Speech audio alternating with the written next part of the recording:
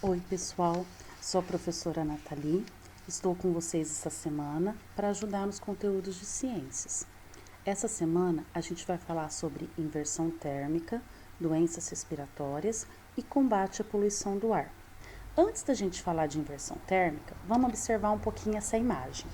A gente está vendo aqui um balão, que também é conhecido como balão de ar quente. Por que ele recebe esse nome? Como vocês estão vendo aqui, ó, tem uma chama que está aquecendo todo o ar que está dentro desse balão. E isso faz com que esse balão suba e possa voar. Mas por que isso acontece? Por que ele sobe só de eu aquecer esse ar? Quando o ar é aquecido, as partículas deles vai se afastando. E esse ar vai ficando o que a gente chama de menos denso. Não é correto a gente falar, né? Mas só para a gente entender, a gente vai pensar como se ele ficasse mais leve, tá? O termo correto é menos denso, mas para a gente entender, a gente vai usar um mais leve.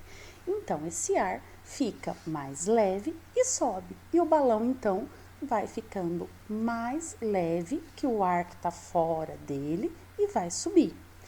Entendendo esse conceito de que o ar quente é menos denso e sobe, e o ar frio é mais denso e desce, a gente vai conseguir entender o que acontece na inversão térmica.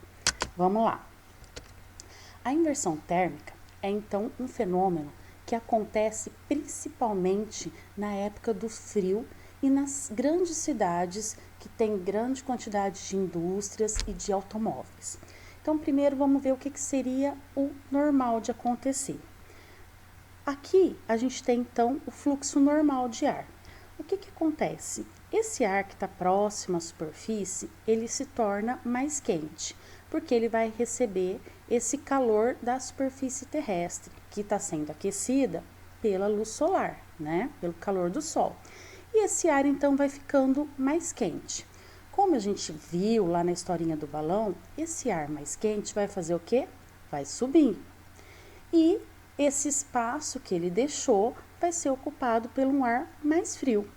Então, a gente observa que a gente vai ter, então, uma camada de ar mais quente, uma de ar frio e uma de ar mais frio, e que a gente vai ter um movimento constante. O ar quente vai subindo e o ar frio vai descendo. Então, a gente fala que esse é um movimento cíclico, porque tem um ciclo. Constantemente o ar quente sobe, o ar frio desce. E esse movimento faz com que as partículas de poluentes que estejam dispersas nesse ar acabem sendo levadas pelo ar quente e pelo ar frio e se espalhem por toda a atmosfera e não fiquem concentradas numa camada próxima à superfície. Então, isso é o que vai acontecer normalmente. No entanto, nos dias mais frios, principalmente no inverno, o que acontece? O ar acaba não sendo aquecido tão facilmente pela superfície. E aí, o ar que está aqui próximo da superfície é um ar frio. E geralmente, em cima dele, fica uma camadinha de ar quente. E isso impede aquele ciclo em que o ar quente sobe e o ar frio desce. Não vai ter esse movimento. Por quê? Porque a gente tem aqui concentrado próximo à superfície um ar mais frio. E aí a gente vai perceber que todos os poluentes acabam se concentrando muito próximo da superfície. Então, esse é um fenômeno chamado de inversão térmica. Por que é inversão? Porque inverteu. O ar quente que ficaria aqui embaixo não tá. A gente tem o ar frio, né? Isso porque a gente está no inverno. Então, por isso térmica, porque fala de temperatura, né? Então, esse é o fenômeno da inversão térmica, que é muito comum nas cidades com grande quantidade de indústria, com grande quantidade de automóveis e que acontece, em geral, na época do inverno, tá? A gente já vai perceber que essa inversão térmica, ela vai se agravar se tiver ausência de chuva e de vento. Por quê? Porque aí sim que esses poluentes vão ficar mais parados na superfície, bem próximos à superfície. A gente observa essa foto aqui que tem no livro de vocês, que é uma foto da cidade de São Paulo, que dá bem para ver isso. A gente vê essa camada cinza bem próxima à superfície e aqui, ó, um pouquinho mais para cima, um céuzinho azul, né? O que está essa camada cinza aqui? É todas as partículas de poluentes que ficaram presas porque eu tenho uma camada de ar frio próximo da superfície que não está conseguindo subir, tá? Essa inversão térmica, ela vai causar não só um problema de atrapalhar na visibilidade das pessoas, mas também ela pode afetar a saúde, principalmente de pessoas que já têm problema respiratório e de crianças e idosos. Eu coloquei aqui para vocês 2 fotos só para vocês observarem como que fica diferente o céu quando a gente tem o fenômeno da inversão térmica. Essa foto não está no livro de vocês, tá? Mas é para a gente poder ver isso. Olha aqui, são fotos da cidade de São Paulo. Essa foi tirada no dia 12 de junho e a gente observa esse céu azul, a gente vê que tem um pouquinho de nuvens aqui, mas em geral a gente tem o céu todo azul e a gente tem uma ótima visibilidade aqui.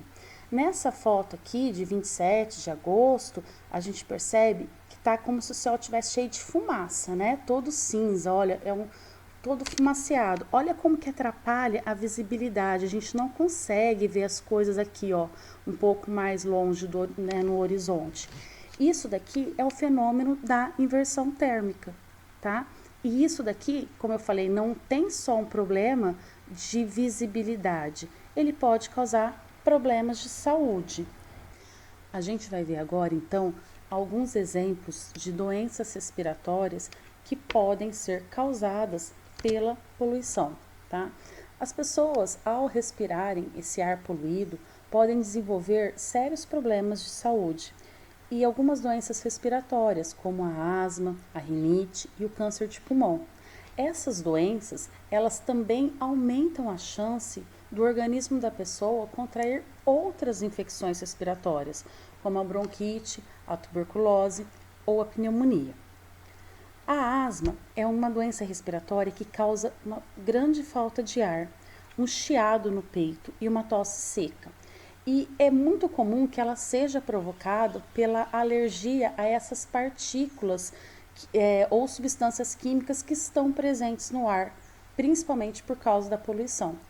Essa alergia vai causando uma inflamação nos canais por onde o ar entra e sai dos pulmões, e essa inflamação que vai causar a dificuldade da pessoa respirar.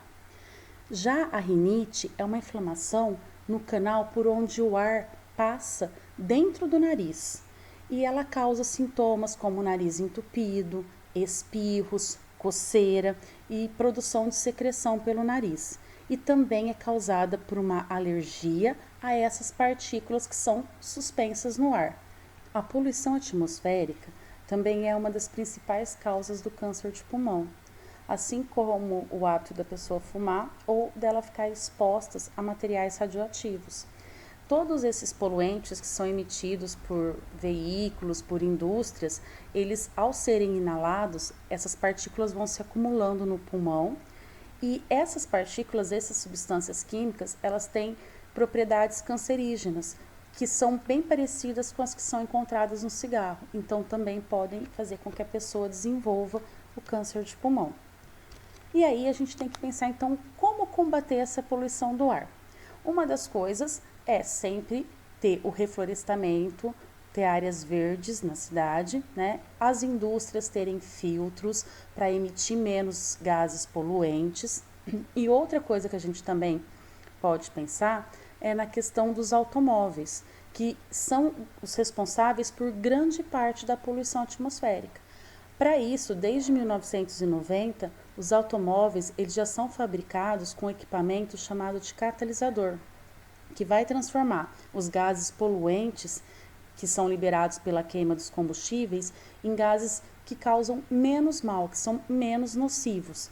Outra coisa que muitas cidades grandes fazem é adotar um rodízio de veículos, que funciona assim: um dia da semana, alguns dias da semana, o veículo com placa ímpar que pode sair, outros dias só o veículo que tiver ao final da placa par que pode sair. Esse rodízio faz com que menos veículos saiam e que constantemente vai ter menos engarrafamentos e, portanto, menos volume de gases tóxicos liberados no ar. Uma outra medida de combate à poluição do ar é o uso de transporte coletivo e de transporte alternativo, porque isso diminui a quantidade de carro que vai estar circulando todos os dias na cidade. Bom, pessoal, é isso que eu tinha para falar com vocês. Espero que vocês tenham entendido. E qualquer dúvida, é só mandar no WhatsApp que a gente está à disposição para ajudar vocês. Beijo e até a próxima aula.